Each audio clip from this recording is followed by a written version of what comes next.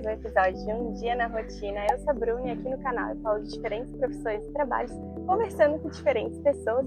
E hoje a gente está aqui com a Camila.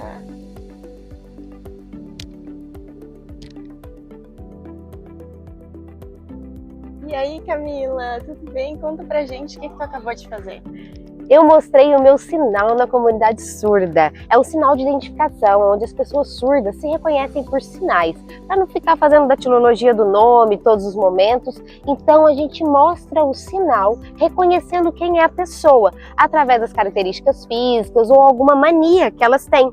Esse sinal é dado àquelas pessoas que convivem com os surdos e interagem entre si, ou seja, não somente querem conhecer e deixarem para lá. Não. É aquelas pessoas que convivem, que estão na luta surda e que estão caminhando com essas pessoas. Então, Camila, tu fez aqui um pouco dos sinais pra gente. Conta então qual que é o teu trabalho hoje e como que tu atua dentro da língua de sinais. Para mim é uma alegria estar aqui contando sobre a minha profissão. Hoje eu sou professora intérprete de Libras português. Eu trabalho nesse par linguístico entre português e Libras. Conheci Libras em 2011. Quando lá na faculdade de Direito, sim, já fui advogada. Olha só! Eu conheci Libras em uma matéria optativa do curso de Direito lá no interior de Minas Gerais. E aí eu me apaixonei pela língua. Hoje muitas pessoas ainda confundem, pensam que Libras é uma linguagem, mas não. É uma língua com estrutura própria, tem toda uma regra gramatical, temos a gramática, temos expressões não faciais, temos todos os elementos e parâmetros para que a língua seja viva na comunidade surda. Então, quando eu descobri esse universo da Libras e o que é a comunidade surda, que não é só uma comunidade surda, são várias comunidades surdas, eu consegui entender que é muito maior do que a gente pensa. Nós vivemos num mundo que é uma bolha, né? E a gente pensa que, ai, tadinha da pessoa surda, deixa eu ajudar ela. Não, nós não temos esse viés capacitista. Nós temos um viés de encorajamento, de protagonismo surdo e nós lutamos junto com os surdos. Eu escolhi ser intérprete principalmente pela garantia de direitos linguísticos e não porque, a Camila tem um dom. Não, a gente estuda, a gente se prepara. Eu tenho formação em Letras Libras pela UFSC. Então, lá do interior de Minas, eu vim aqui para Florianópolis estudar Letras Libras, que é uma graduação. No Brasil, nós temos graduações, Letras Libras licenciatura e Letras Libras bacharelado. Quem faz licenciatura, prof de Libras. Quem faz bacharelado, intérprete de Libras. E também tenho algumas pós-especializações em tradução, docência e também sou mestre em estudos da tradução, que eu falo um pouco mais e pesquiso sobre políticas de tradução e materiais bilíngues, que são tão importantes para garantir esses direitos linguísticos. Por exemplo, no ambiente jurídico, que é o meu ambiente onde eu atuava antes, nós temos muito pouco material que dá esse acesso a direitos para as pessoas surdas. Então ali a gente faz alguns vídeos, por exemplo, tem um programa de extensão na UFSC que chama Tio Jur. E nesse programa de extensão, nós postamos alguns vídeos curtinho mesmo. Ali a gente fala, você já percebeu que seu esposo está pegando teu salário? Isso é violência doméstica. E aí a mulher surda, ao visualizar esses materiais que são produzidos por nós, intérpretes lá da UFSC, nós então encorajamos essas mulheres a denunciarem. Porque, peraí, eu estou sendo vítima, mas elas não sabiam. Porque falta conhecimento de mundo. Falta informação e falta garantia de direitos linguísticos. Então, falta conhecimento, tu diz, faltam as coisas traduzidas para a língua de Libras. Isso. Porque, então é uma dúvida mesmo, tá? Nem todo mundo que tenha Libras como primeira língua sabe o português escrito? Isso. Muitas vezes as pessoas pensam assim, um surdo chegou numa loja, vamos supor que eu tenho uma loja, ai, vou escrever no papelzinho com ela, ou vou escrever no celular. Muitas vezes não vai adiantar, porque os surdos não são, na maioria das vezes, eles não vão ser bilíngues, principalmente os surdos que têm uma educação mais precarizada, principalmente interior de Minas, de onde eu vim. A gente percebe que os surdos, eles começam a ser fluentes quando tem uma estrutura para ofertar essa fluência. Então, alguns surdos, eles começam com a língua portuguesa, oralizados, eles começam a treinar ali com a fonoaudióloga, a poder oralizar na língua portuguesa. Alguns podem até fazer leitura labial. Temos os surdos implantados, que têm um implante coclear. Temos os surdos que usam aparelhos. Mas temos os surdos que não são oralizados e só usam língua de sinais para se comunicarem. Temos outros surdos que se reconhecem como surdos, que são deficientes auditivos, que podem ser também reconhecidos como deficientes auditivos e usam apenas língua portuguesa.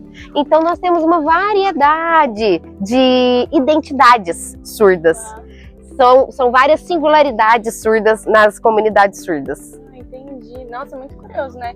Como que, não sei se você sabe essa informação, como que ensina um bebezinho, a partir do momento que identifica, né, que ele é surdo, como que ensina, assim, o bebezinho?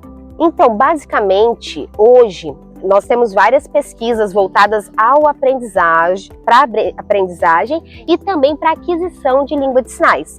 É uma base de pedagogia visual, onde o bebezinho, desde o início, para ele ter uma base, ele precisa ter a língua de sinais, que é a língua brasileira de sinais, aqui no Brasil a mais utilizada, mas nós temos várias línguas de sinais no Brasil, tá? Nós temos a Libras, mas temos línguas de sinais indígenas, temos línguas de sinais também de outros estados dentro do Brasil. Então nós temos uma variedade. A Libras, ela tem uma lei que hoje está completando 23 anos. E o que acontece? Essa lei que está em vigor desde 2002, ela vem regularizar e falar, peraí, as comunidades surdas, elas se comunicam e elas têm uma língua, que é a Libras. Então, pela legislação, nós temos a Libras reconhecida como meio legal de comunicação, mas existem outras no Brasil. E cada um dos países tem a sua própria língua de sinais. Então, lá na Colômbia, nós temos a língua de sinais da Colômbia, nós temos a língua de sinais francesa, temos a língua de sinais americana. É o SNL, né? Temos várias. Lá na americana é ASL. ASL. Isso, a ASL é dos Estados Unidos. Então, cada país tem a sua língua de sinais. Por quê? Cada país tem sua cultura. E a língua faz parte da cultura também. Sim. Dá uma curiosidade, então, que falou que a estrutura é diferente, né? Mostra uma curiosidade, assim, como que a gramática, por exemplo, a estrutura da língua funciona diferente do português. Por exemplo, muitas vezes a gente constrói sentenças no português. Eu vou hoje no mercado e comprarei maçã, na língua portuguesa. Na Libras, eu vou colocar algo bem mais simplificado, mas que tem uma transposição de períodos. Então, eu vou colocar mercado, eu vou hoje. Maçã, vou comprar.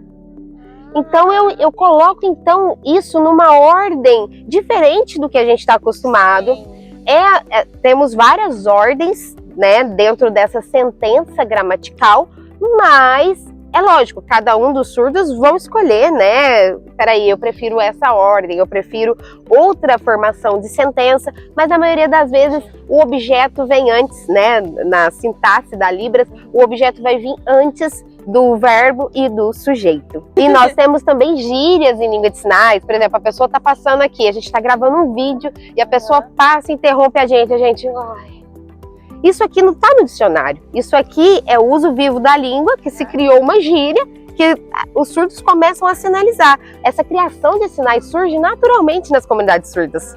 Os surdos começam ali a interagir, a ver, nossa, esse sinal é legal, e começam a usar. É pelo uso que se constrói a língua de sinais. Exatamente como uma gíria, tipo humano, sim, essas coisas, né? Sim. E depois, se for um sinal muito usado, aí cataloga-se também no uso normativo da língua. Tem tipo um dicionário. Isso, nós temos. Interessante. E assim, para as pessoas, eu acredito que a maioria da população como é que eu falo? É falante? Ouvinte. Ouvinte. É ouvinte. E o que tu pode dizer assim para as pessoas de dica? Encontrei uma pessoa com deficiência ou é surda. Como que eu lido, né? Como que eu incluo ela no meu meio, seja trabalho, vida, escola? Se eu não sei língua de sinais, como eu posso acolher uma pessoa surda ou que se reconhece como DA, deficiente auditivo? Você pode conversar bem devagar com ela e tentar ali poder fazer uma mediação, uma comunicação mais básica, principalmente evitando muitas palavras rebuscadas. Então, uma comunicação mais acessível, facilitada. Por exemplo, você precisa de ajuda. Eu posso te ajudar com alguma coisa? Ao invés de eu perguntar, eu posso te ajudar com alguma coisa? Você fala, você ajuda? Precisa de ajuda? Você não vai saber sinalizar, né? Então, você precisa de ajuda? Então, a gente consegue iniciar uma comunicação falando mais devagar, não precisa gritar, porque o surdo não vai ouvir mesmo, muitas pessoas falam mais alto. Então é falar bem devagar e você consegue então fazer essa comunicação. Né? O corpo Isso. A mímica, muito antigamente, a gente confundia com a língua de sinais. E não é o mais indicado. Hoje nós temos classificadores. Classificadores são sinais visuais. Por exemplo, copo. Copo, dá para entender. Mas eles são classificadores, que são recursos nossos linguísticos, que a gente usa para ficar mais clara a mensagem que a gente quer passar. E uma pergunta que eu gosto de fazer, assim, nessa tua jornada, trabalhando com isso, estudando, né? O que tu aprendeu sobre ti mesmo? Um aprendizado. Eu me sinto útil hoje. Muitas vezes, lá na faculdade de Direito, depois que eu me formei, eu me sentia, meu Deus, eu vou ser só mais uma. Eu acabei de me formar, estou tentando concurso público. Eu tinha passado em vários concursos públicos, mas não tinha sido ainda nomeada. Então não me chamaram para trabalhar. E aí eu falava, gente, mas e aí eu sou só mais uma. E a partir do momento que eu decidi, eu vou me aprofundar na língua de sinais, eu vou ser intérprete de Libras, as portas foram se abrindo. Legal. Por quê? Porque eu senti que ali era o meu lugar. Então eu acho que quando você tá na onde é para ser plantada, você floresce, você aceita todo aquele brilho, tudo que vem assim colaborar para que você voe cada dia mais alto. E é isso que eu sinto. Hoje, conhecendo a Camila como intérprete de Libras, como professora de Libras, eu percebo que muitas vezes eu me escondi atrás de padrões. E hoje, não, eu sou totalmente diferente, era algo que ninguém conhecia na época, e eu ser diferente me torna única. Então, eu hoje valorizo. Então, um exemplo, lá antigamente as pessoas falavam, nossa, mas você gesticula muito, você fica balançando muito as mãos. Hoje é isso que é o meu maior valor. Então, aonde mais me criticaram, hoje eu consegui valor em cima disso. Então, eu acho que esse é o principal na nossa profissão, para a gente ter também essa realização profissional. Sim, eu acho que é um pouco da minha ideia que eu quero trazer aqui pro canal, né? Ajudar as pessoas a encontrarem essa força mesmo. Sim. Porque quando tu investe no que tu já é bom, é muito mais fácil do que construir outra coisa toda do zero. Sim. Não que seja impossível, né? Não é. Porque a gente treina, a gente consegue. Mas é muito mais fácil, né? Legal, muito legal. E lembre-se, nunca é tarde para vocês recomeçarem. Eu fiz o meu Enem em 2008, primeiro para entrar na faculdade de Direito, e depois em 2018, 10 anos depois, eu fiz para entrar agora no Letras Libras, né?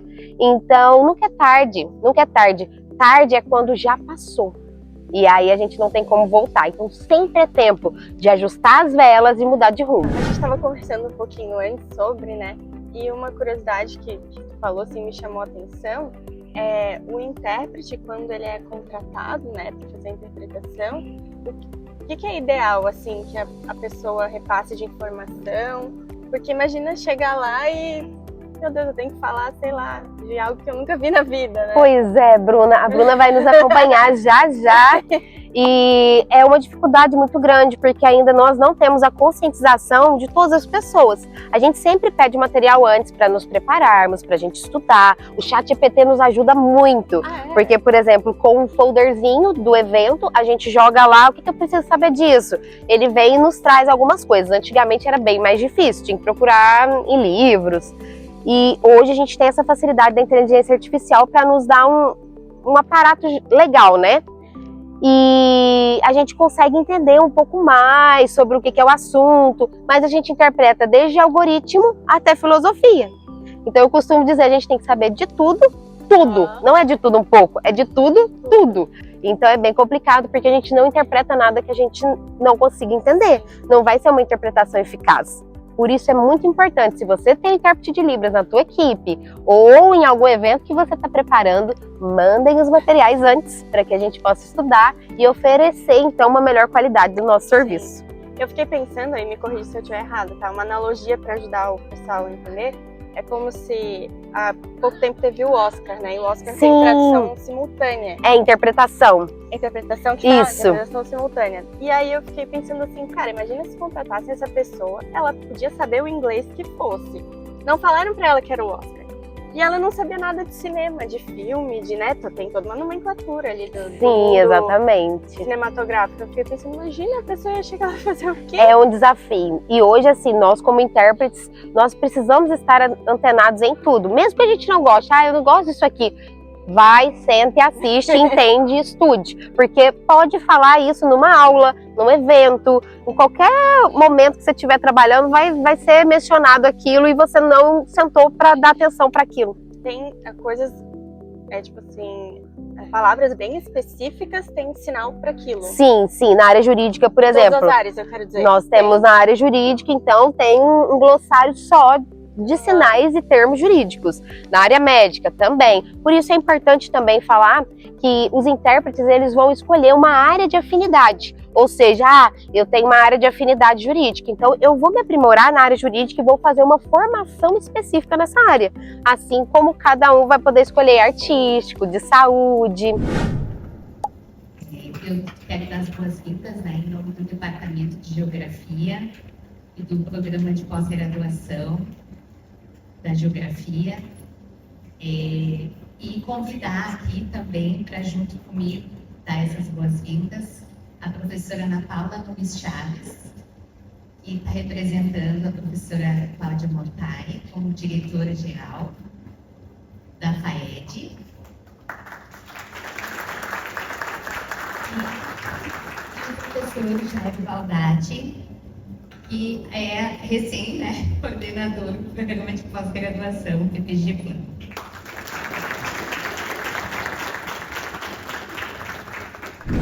Isso aí se aplica ao caso da geografia. É por isso que eu estou colocando aqui como um rio. Assim como a ideia da sinuosa trajetória já foi bem captada também pelo próprio cartaz que nós temos aí. Algumas fotografias aí desses do lado colorido. Temos os fluxos de detritos em Timbé do Sul, Jacinto Machado. E no lado direito, feições semelhantes que aconteceram em Tubarão em 1974, mostrando que são episódios recorrentes nessa região de chuvas muito intensas.